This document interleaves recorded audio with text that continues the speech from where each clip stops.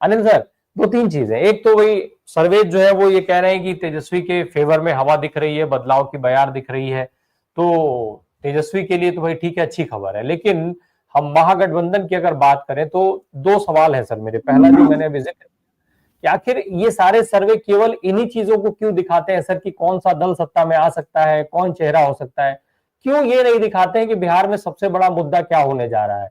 उम्र के हिसाब से युवाओं की बात होती है तो युवाओं का, जनजी का मुद्दा क्या है, अगर उसमें वरिष्ठ लोग हैं तो उनका मुद्दा क्या है, मध्यम वर्गीय परिवारों का मुद्दा क्या है।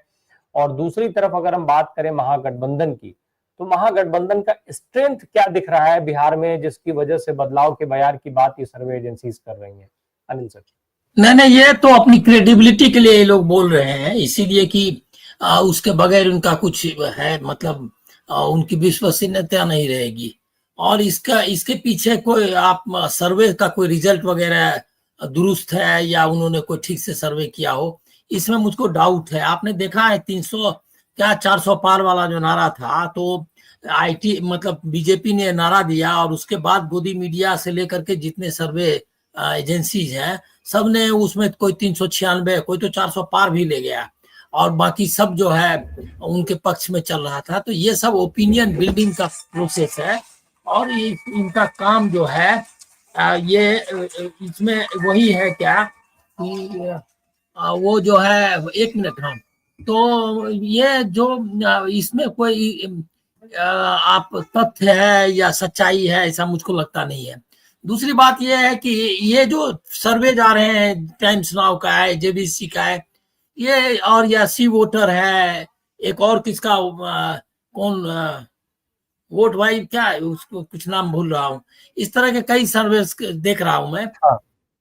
ये सब तो डिस्क्रेडिटेड ऑर्गेनाइजेशन है। ये क्या कहते हैं, टाइम्स नाउ या सी वोटर का भी कोई क्रेडिबिलिटी थोड़ा ही है। और वो तो संघ परिवार से जुड़े हुए व्यक्ति रहे ही हैं, उसको धोने के लिए उन्होंने कोई ऐसा काम नहीं किया है सेफोलॉजी में जिससे कि उनकी विश्वसनीयता बनी रहे। मैं उनकी व्यक्तिगत आलोचना नहीं करना चाहता, लेकिन वो उसी के प्रोडक्ट हैं। तो इसीलिए, और ये कहना पड़ेगा क्योंकि अब ऐसा वक्त आ गया है जब इसमें जिसमें साफ बातें की जाए। तो सी वोटर्स हो या सब है, उसमें कॉमन फैक्टर्स क्या है? कॉमन फैक्टर सब में मुझको ये दिखाई दिया कि जन स्वराज पार्टी जो है उसका कुछ न कुछ रहेगा। सबने जन स्वराज, कौन है वो पीके, जो उसका क्या असर होने वाला है? पैसे की से पूरी पॉलिटिक्स खड़ी की है उसने, और वो शख्स जो है उसकी क्या कौन सी क्रेडिबिलिटी है, क्या बैकग्राउंड है, इसकी भी तो चर्चा होनी चाहिए कि कौन है वो जो है मोदी जी के पीआर एजेंट एक तरह से थे, और उनके लिए जो है पीआर वर्क के अलावा उनका भाषण लिखते थे। खुद ही उन्होंने कहा है, ये आदमी जो 2002 के दंगे के बाद, नरसंहार के बाद, अगर कोई आदमी उसको अपना लीडर मानता है तो ये बात आनी चाहिए ना। ये बिना बताए कि जन स्वराज पार्टी क्या है और कौन है आदमी, इसका क्या अर्थ है? तो ये एजुकेट नहीं करते हैं लोगों को, और न तथ्य बताते हैं। ये लोग मोटिवेट करते हैं उसको, जो है मैंडेट को मैन्युफैक्चर करने का काम करते हैं। इसके लिए जो है ये एजेंसीज है। इसीलिए इन एजेंसीज के बारे में इनकी जम के मुख इसका विरोध होना चाहिए। और ये मीडिया का प्रमुख ये नहीं होना चाहिए आधार डिस्कशंस या विचार, मतलब उसका विचार विमर्श का। तो एक तो ये पहली बात मैं ये कहूंगा। दूसरा जो है, अभी किस तरह से आपने देखा ग्राउंड पे रियलिटी देखी कि राहुल गांधी और का क्या असर हुआ पूरे ये में पर, एसआईआर वाले मूवमेंट पर, और किस तरह से उनकी यात्रा को सपोर्ट मिला, समर्थन मिला, वो आप देख चुके हैं। लेकिन ये सारे सर्वे क्या करना चाहते हैं? वो तेजस्वी बनाम कांग्रेस कराना चाहते हैं कि तेजस्वी की हवा है, और जो है इस तरह से लालू के परिवार का क्या असर होगा ये। और ये क्या है? ये क्या है कि महागठबंधन में एक पोल जो है, दो बाइपोलर, उसमें एक कंट्राडिक्शन क्रिएट करना चाहते हैं, कांग्रेस वर्सेस मतलब लालू का परिवार, लालू जी का, या आरजेडी। तो इनका उद्देश्य क्या है ये समझना बहुत जरूरी है। पॉलिटिक्स ऑफ सर्वे पर डिस्कशन करिए। सर्वे क्या कर रहा है इस पर डिस्कशन मत करिए। पॉलिटिक्स ऑफ जो पॉलिटिक्स है सर्वे की उस पर डिबेट करिए, तब आपको समझ में आएगा ये क्या कहना चाहते हैं। अच्छा, दूसरा है क्या, अनिल सर, मैं मेरा सवाल यही तो था कि आखिर हर बार सर्वे इसी पे क्यों आते हैं, सर्वे इस पे क्यों नहीं आते हैं भाई कि बिहार में युवा क्या मांग रहे हैं, युवाओं का मुद्दा क्या है, किस मुद्दे पर युवा वोट करेंगे, ये क्यों नहीं बताते हैं सर्वे? नहीं, ये एक मिनट आपको आप सुन, पहले समझिए। सर्वे में कभी आपने देखा कि बिहार में जनता कितना पिछड़ गई? ऐसा कोई सर्वे नहीं हो रहा है।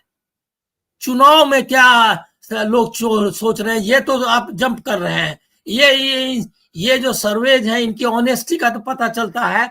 हम और आप डिस्कशन कर रहे हैं ना कि बिहार की जनता के क्या मुद्दे हैं, बेरोजगारी का क्या है की स्थिति है बिहार में। मतलब आप कोई भी घर में फोन लगा करके देख लीजिए, किसी भी मतलब मैं कह रहा हूं किसी भी जाति, किसी भी वर्ग, किसी भी वर्ग में एलीट क्लास की बात मैं कर रहा हूं, जाति में मैं सवर्णों की बात कर रहा हूं। छोड़ दीजिए आप नीचे के लोग जिनके पास तो कुछ नहीं है, वो भी बिहार में पलायन कर रहा है, वहां नहीं है। ये इस पर पलायन जो है, पलायन कैसे और क्यों हो रहा है, इस पर कोई सर्वे आपने देखा? अभी 11 साल में ये जो एजेंसीज है, ये एजेंसीज का काम क्या खाली यही है ये सर्वे करना कि लालू को आप वोट देंगे, कि तेजस्वी को आप लीडर मानते हैं, तो आपका मुख्यमंत्री कौन होगा? यही सवाल क्यों है? इसीलिए कि इनको पैसे मिलते हैं। कौन है इस सर्वे, कहां से पैसा आ रहा है? पैसा ये भी तो बात वो भी जाहिर करे कि इनको जो पैसा मिला है, ये जो कौन एजेंसी कहां से पैसा मिला, कितना पैसा खर्च किया, इनका ऑडिट होना चाहिए कि भाई ये पैसे कहां से लाते हैं, ये पैसे कहां जाते हैं। उसका पहले तो पीके का ऑडिट होना चाहिए। वो पैसे रोज बता रहे हैं लोग कि किस तरह से वो लक डक चुनाव प्रचार कर रहे हैं, तो वो कहां से पैसा ला रहे हैं। और एजेंसी सब में पीके में ही नजर क्यों आने लगा ये सर्वे एजेंसीज को? और ऐसा ही हुआ था, एक वो कौन सी लड़की थी जिनका नाम मैं भूल गया, प्रियंका क्या नाम बताएंगे शकीब? एक बार जो पुष्पम प्रिया चौधरी, पुष्पम प्रिया चौधरी, हाँ, वो आ गई थी पिछले चुनाव में। कोई टाइम्स ऑफ इंडिया, मैं कम से कम दर्जनों लोगों को वहां जानता हूं जो उनसे ज्यादा लोगों का समर्थन रखते हैं, लोगों के लिए काम किया है। उसका कोई एक लाइन आपको नहीं मिलेगा किसी चैनल में या किसी ये में ऐसे सामाजिक कार्यकर्ता या राजनीतिक कार्यकर्ता का। मैं एक पुष्पम प्रिया चौधरी, वो उसका क्या होगा, वो 2 वोट पाएगी कि 10 वोट पाएगी, तो इतना परसेंट तो उतना परसेंट, जीरो। वैसा ही मैं दावे के साथ कह रहा हूं, मतलब मुझको ये दावा करना नहीं चाहिए एज ए जर्नलिस्ट, लेकिन मैं बोल रहा हूं कि फिसड्डी साबित होने वाले हैं पीके, कुछ नहीं उनका होने वाला है। लेकिन उसके बाद भी उसका हर एक चैनल में पीके, क्यों पीके का नाम ले रहा? लोगों को बोलने दो ना, लोगों से ये सर्वे क्या है, किस तरह से सवाल करते हैं कि 5 आदमी में कौन? अरे 5 आदमी तुमने किस आधार पर तय किया? कोई चुनाव हुआ है? पीके ने कितनी सीटें लाई है? कोई सीटें बीच में चुनाव हुए, उनका क्या परफॉर्मेंस रहा? तो आप ये कैसे तय करते हैं कि 5 आदमी में से चुनो? तुम पूछो लोगों से कि कौन आदमी चीफ मिनिस्टर बनना चाहता है, आप बनाना चाहते हैं। उसमें हो सकता है दूसरे का आदमी का नाम निकल जाए, हो सकता है लोकल कोई 4-5 लोगों का नाम निकले। फॉल्टी है ये सर्वे का मेथोडोलॉजी रॉन्ग, जो सैंपल साइज है वो कुछ नहीं है। बिहार के इतने करोड़ों जनता का वोटर्स का जो है, उसमें 10-5 हजार या 1-2 लाख 2 लाख आपने ये ले लिया, सैंपल ले लिया, और जिसमें कि गैप है, जो बगल के घर में रह रहा है उसकी आमदनी, उसकी जातिगत जो उसका ये है, क्या कहते हैं, सामाजिक पोजीशन, और इसमें कितना का अंतर है। कैसे आप सैंपल बना सकते हैं? आप और हम का सर्वे हो सकता है, लेकिन हमारा कोई कॉमन क्या चीज है? कुछ नहीं है। बिहार में कोई सैंपल करने के लिए ह्यूज आपको चुनाव ही कराना पड़ेगा। एक गांव से लेकर दूसरे गांव में फर्क है, एक गांव से तीसरे गांव। ये तो इसलिए मैं इसको एकदम रिजेक्ट करता हूं। लेकिन एक लास्ट पॉइंट कहूंगा कि बयार वाली बात जो है उसमें दम है। निश्चित तौर पर महागठबंधन का बयार है, जिसमें तेजस्वी, राहुल, दीपंकर कई हिस्सों में सीपीआईएमएल की ताकत है, उसकी कोई चर्चा ही नहीं है। दीपंकर से ज्यादा पीके पावरफुल है कि नहीं? कोई पूछता है कि दीपंकर को आप नेता बनाना चाहते हैं कि नहीं? तो वो एक बार भी नहीं पूछता है। वो ये उसके बारे में ओवैसी कौन बिहार में क्या होने वाला है, लेकिन ओवैसी का जरूर है। इसीलिए कि वो फायदे में है बीजेपी और एनडीए के लिए ओवैसी की उपस्थिति, इसलिए ओवैसी की बात करेंगे। मैं उसको सिरे से रिजेक्ट करता हूं, लेकिन बयार है, इसमें कोई डाउट नहीं।